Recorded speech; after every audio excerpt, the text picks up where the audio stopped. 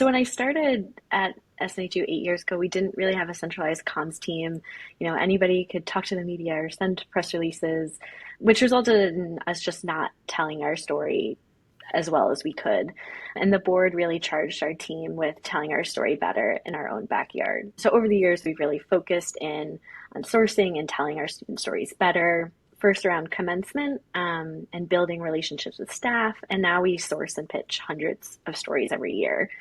But when we think about the strategy, this is, not my coming up with this strategy. It's a pretty known communication strategy, but we like to think about what we want people to know, what we want them to feel, and what we want them to do. And so when we think about those stories that we end up sharing with the press, we want people to know that there are affordable, accessible higher education options for them, even if they weren't able to go to a traditional institution. We want them to feel connected or inspired by the student stories that we're sharing, whether it's a working mom or somebody who has survived cancer or overcome health challenges, or maybe a military service member or spouse who couldn't go to a traditional school because they moved so much.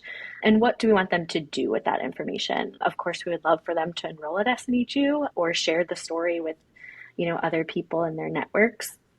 But there are also 44 million Americans with some college and no degree, and we can't, SNHU can't serve all of them. And so really, when we think about that strategy, it's boiling it down to just showing people who haven't been able to finish their college degree that it's possible for them. And those are some of the stories we've been able to source and place. And it's those really inspiring, authentic stories that have made it to some of the bigger national outlets over the years.